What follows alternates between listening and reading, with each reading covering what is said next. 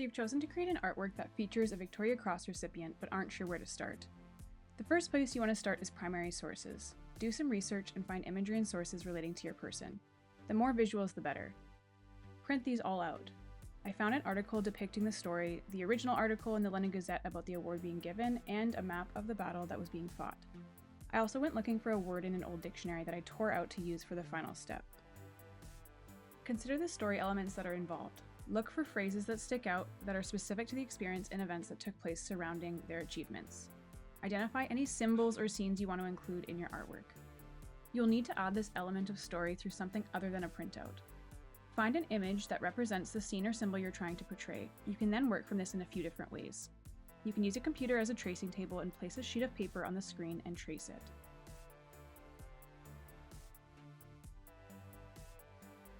You can print the image and trace it on a window, again using light to show the image through it.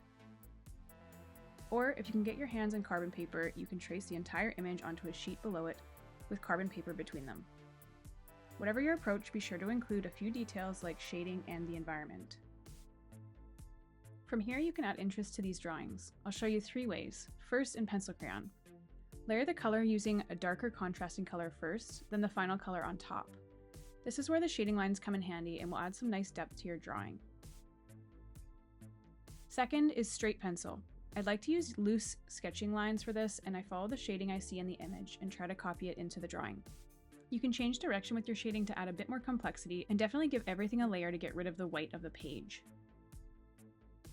Finally, if you want to use crayon, use the same approach as the pencil crayon, layer 3 to 4 colors throughout, working lighter as you go. Once you have your drawing elements done, bring together all your materials and start building up the background. I'm using the least interesting printouts I have first and gluing them down. Because I don't want everything covered, I'm cutting up some of those printouts to let other layers show through. As I went through this process, I felt like everything looked a little too clean, so I started to rip different elements to bring in more texture and variety in line. Notice how I'm repeating some of these shapes throughout to make the whole artwork look more unified.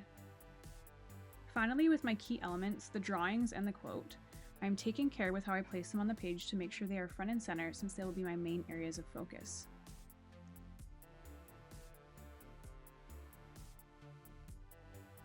The final step I take to make my drawings the most prominent is to use watercolor paint over everything else that matters less.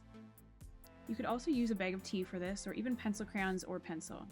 As a final touch, I used a dark marker to outline all the most important elements to bring them all together. If you've done all these steps, you'll have a complex and interesting piece of art that will highlight the story of the Victoria Cross recipient you have chosen.